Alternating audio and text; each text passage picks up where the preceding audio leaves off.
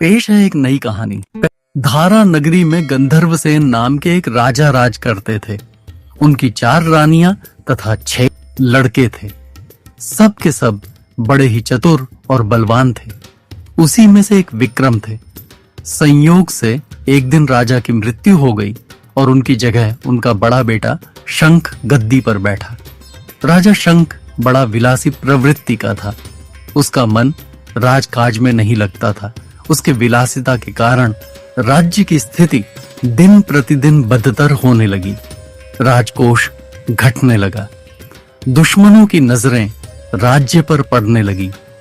प्रजा के साथ ही सभी मंत्रीगण चाहते थे कि विक्रम राजा बने। विक्रम से भी राज्य की दुर्दशा देखी नहीं जाती थी। सभी लोग विक्रम के साथ थे। राजा विक्रम जब अपने राज्य वापस लौटे, भर्तृहरि के राजपाट छोड़कर वन में चले जाने की बात विक्रम को मालूम हुई तो वह लौटकर अपने देश में आया। आधी रात का समय था। जब वह नगर में घुसने लगा तो देव ने उसे रोका। राजा ने कहा, मैं विक्रम हूं, यह मेरा राज्य है। तुम रोकने वाले कौन होते हो? देव बोला, मुझे राजा इंद्र ने इस नगर की चौकसी के लिए भेजा है। तुम सच्चे राजा विक्रम हो तो आओ, पहले मुझसे लड़ो, क्योंकि सिर्फ विक्रम ही मुझे हरा सकता है। दोनों में लड़ाई हुई। राजा ने जरा सी देर में देव को पछाड़ दिया। तब देव बोला, हे राजन, तुमने मुझे हरा दिया, मैं तुम्हें जीवन दान देता हूँ। इसके बाद देव ने एक कथा कही, राजन, एक नगर और एक नक्षत्र में तुम 3 आदमी पैदा हुए थे। तुमने राजा के घर में जन्म लिया, दूसरे ने तेली के और तीसरे ने कुम्हार के। तुम यहाँ का राज करते हो। तेली पाताल में राज करता था और साथ ही वह महान साधक भी था। आपसी शत्रुता तथा लोभ के कारण कुम्हार ने योग साधकर तेली को मारकर श्मशान में पिशाच बना पीपल के पेड़ से लटका दिया है। अब वह तुम्हें मारने की फिराक में है, उससे सावधान रहना। इतना कहकर देव चला गया और राजा महल में आ गया। राजा को वापस आया देख सबको बड़ी खुशी हुई। नगर में आनंद बनाया गया।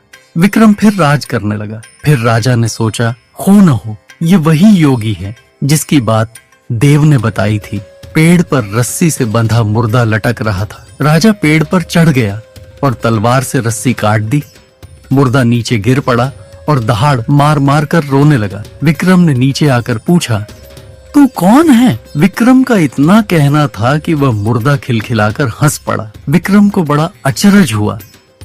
तभी वह मुर्दा फिर पेड़ पर जा लटका।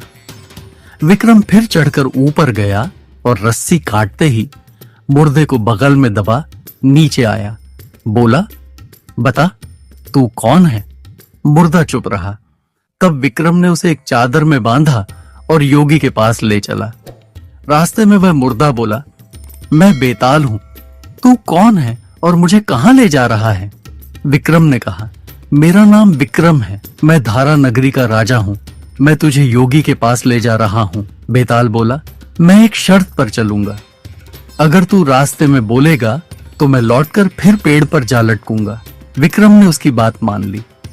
फिर बेताल बोला, पंडित, चतुर और ज्ञानी, इनके दिन अच्छी अच्छी बातों में बीतते हैं, जबकि मूर्खों के दिन कलह और नींद में। अच्छा होगा कि हमारी राह भली बातों की चर्चा में बीत जाए। मैं तुझे एक कहानी सुनाता हूँ, लेकिन तुम हुआ भी नहीं करना, नहीं कोई प्रश्न। इसके बाद बेताल ने अपनी कहानी आरंभ। पहली कहानी, कौन काशी में प्रताप मुकुट नाम का राजा राज्य करता था। उसके वज्र मुकुट नाम का एक बेटा था। एक दिन राजकुमार दीवान के लड़के को साथ लेकर शिकार खेलने जंगल गया। घूमते घूमते उन्हें तालाब मिला। उसके पानी में कमल खिले थे और हंस किलोल कर रहे थे। किनारों पर घने पेड़ थे जिन पर पक्षी चहचहा रहे थे। दोनों मित्र वहां रुक गए और तालाब के पानी में हाथ मुंह धोकर ऊपर महादेव के मंदिर पर गए। घोड़ों को उन्होंने मंदिर के बाहर बांध दिया। वो मंदिर में दर्शन करके बाहर आए तो देखते क्या है कि तालाब के किनारे कोई राजकुमारी अपनी सहेलियों के साथ स्नान करने आई है। दीवान का लड़का तो वहीं एक पेड़ के नीचे बैठा रहा, पर राजकुमार से न रहा गया। वह आगे बढ़ गया। राजकुमार ने उसकी ओर देखा तो वह उस पर मोहित हो गया। राजकुमारी भी उसकी तरफ देखती रही। फिर उसने किया क्या कि जूड़े में से कमल का फूल निकाला, कान से लगाया, दांत से कुतरा, पैर के नीचे दबाया और फिर छाती से लगा, अपनी सखियों के साथ चली गई। उसके जाने पर राजकुमार निराश हो अपने मित्र के पास आया और सब हाल सुनाकर बोला, मैं इस राजकुमारी के बिना नहीं रह सकता, पर मुझे न तो उसका नाम मालूम है न ठिकाना, वह कैसे मिलेगी? दीवान के लड़के ने कहा, राजकुमार आप इतना घबराएं नहीं, वह सब कुछ बता गई है। राजकुमार ने पूछा, कैसे? वह बोला, उसने कमल का फूल सिर से उतारकर कानों से लगाया तो उसने बताया कि मैं कर्नाटक की रहने वाली हूँ। दांत से कुतरा तो उसका मतलब था कि मैं दंतावट राजा की बेटी हूँ। पांव से दबाने का अर्थ था कि मेरा नाम पद्मावती है, और छाती से लगाकर उसने बताया कि तुम मेरे दिल में बस गए हो। इतना सुनना था कि राजकुमार खुशी से फूल उठा। बोला, अब मुझे कर्नाटक देश में ले चलो। दोनों मित्र वहाँ से चल दिए। घूमते फिरते, सैर करते दोनों कई दिन बाद वहाँ पहुँचे। राजा के महल के पास गए तो एक बुढ़िया अपने द्वार पर बैठी चरखा काटती मिली।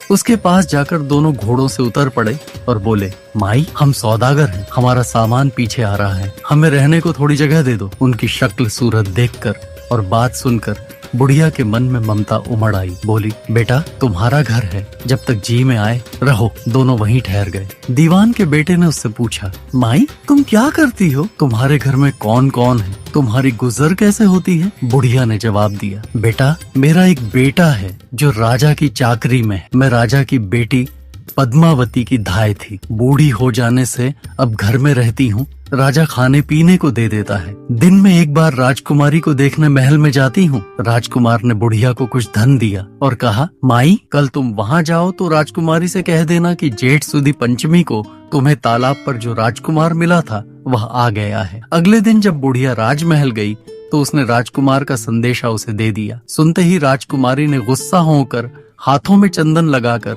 उसके गाल पर तमाचा मारा और कहा, मेरे घर से निकल जा। बुढ़िया ने घर आकर सब हाल राजकुमार को कह सुनाया। राजकुमार हक्का बक्का रह गया। तब उसके मित्र ने कहा, राजकुमार आप घबराएं में नहीं, उसकी बातों को समझें। उसने 10 उंगलियां सफेद चंदन में डुबोकर गाल पर मारी। इससे उसका मतलब ये है कि अभी 10 रोज चांदनी के हैं, उनके बीतने पर मैं अंधेरी रात में मिलूंगी। 10 दिन के बाद बुढ़िया ने फिर राजकुमारी को खबर दी तो इस बार उसने केसर के रंग में 3 उंगलियां डुबोकर उसके मुंह पर मारी और कहा, भाग यहाँ से। बुढ़िया ने आकर सारी बात सुना दी। राजकुमार शोक से व्याकुल हो गया। दीवान के लड़के ने समझाया, इसमें हैरान होने की क्या बात है? उसने कहा है कि मुझे मासिक धर्म हो रहा है, 3 दिन और ठहरो। 3 दिन बीतने पर बुढ़िया फिर वहाँ पहुँची। इस बार राजकुमारी ने उसे फटकार कर पश्चिम की खिड़की से बाहर निकाल दिया। उसने आकर राजकुमार को बता दिया। सुनकर दीवान का लड़का बोला, मित्र उसने आज रात को तुम्हें उस खिड़की की राह बुलाया है। मारे खुशी के राजकुमार उछल पड़ा। समय आने पर उसने बुढ़िया की पोशाक पहनी, इत्र लगाया, हथियार बांधे। दोपहर रात बीतने पर वह महल में जा पहुंचा और खिड़की में से होकर अंदर पहुंच गया। राजकुमारी वहां तैयार खड़ी थी। वह उसे भीतर ले गई। अंदर का हाल देखकर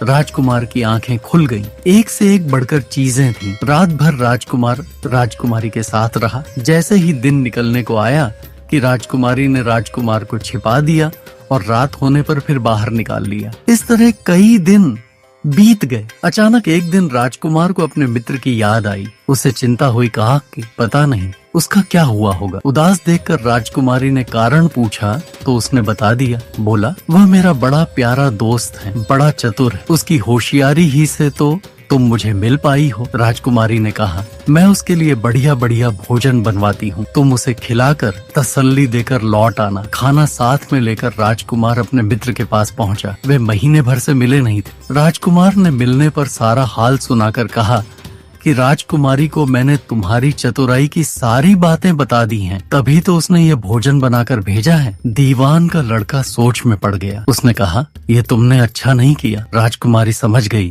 कि जब तक मैं हूँ वह तुम्हें अपने बस में नहीं रख सकती, इसलिए उसने इस खाने में जहर मिलाकर भेजा है। यह कहकर दीवान के लड़के ने थाली में से एक लड्डू उठाकर कुत्ते के आगे डाल दिया। खाते ही कुत्ता मर गया। राजकुमार को बड़ा बुरा लगा। उसने कहा, ऐसी स्त्री से भगवान बचाए।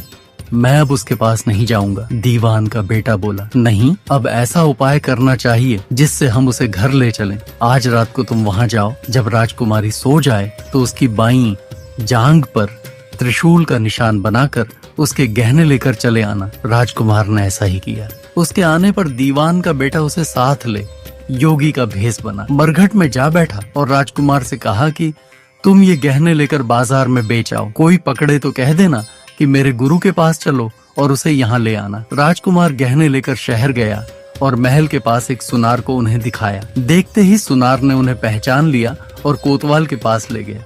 कोतवाल ने पूछा तो उसने कह दिया कि ये मेरे गुरु ने मुझे दिए हैं। गुरु को भी पकड़वा लिया गया। सब राजा के सामने पहुँचे। राजा ने पूछा, योगी महाराज, ये गहने आपको कहाँ से मिले? योगी बने दीवान के बेटे ने कहा, महाराज, मैं मसान में काली 14 को डाकिनी मंत्र सिद्ध कर रहा था कि डाकिनी आई। मैंने उसके गहने उतार लिए और उसकी बाईं जांघ में त्रिशूल का निशान बना दिया। इतना सुनकर राजा महल में गया और उसने रानी से कहा कि पद्मावती की बाईं जांघ पर देखो कि त्रिशूल का निशान तो नहीं है। रानी ने देखा तो सही में निशान था। राजा को बड़ा दुख हुआ। बाहर आकर वह योगी को एक ओर ले जाकर बोला, महाराज, धर्म शास्त्र में खोटी स्त्रियों के लिए क्या दंड है? योगी ने जवाब दिया, राजन, ब्राह्मण, गऊ, स्त्री, लड़का और अपने आश्रय में रहने वाले से कोई खोटा काम हो जाए तो उसे देश निकाला दे देना चाहिए। यह सुनकर राजा ने पद्मावती को डोली में बिठाकर जंगल में छुड़वा दिया। राजकुमार और दीवान का बेटा तो ताक में बैठे ही थे। राजकुमारी को अकेली पाकर साथ ले अपने नगर में लौट आए और आनंद से रहने लगे। इतनी बात सुनाकर बेताल बोला, राजन, ये बताओ कि पाप किसको लगा है? विक्रम ने कहा, पाप तो राजा को लगा। दीवान के बेटे ने अपने स्वामी का काम किया। कोतवाल ने राजा का कहना माना और राजकुमार ने अपना मनोरथ सिद्ध किया। राजा ने पाप किया जो बिना विचारे उसे देश निकाला दे दिया। राजा का इतना कहना था कि बेताल फिर उसी पेड़ पर जा लटका। राजा वापस गया और बेताल को लेकर चल दिया। बेताल बोला, विक्रम, तुम बड़े हठी मालूम होते हो, लेकिन कोई बात नहीं, देखता हूँ कितने हठी और कितने धैर्यवान हो। कहानी अब आगे की कहानी अगले एपिसोड में। अगला पार्ट देखने के लिए चैनल को सब्सक्राइब करें, वीडियो को लाइक करें, कमेंट और शेयर जरूर करें। तो मिलते हैं अगले वीडियो में। नमस्कार दोस्तों।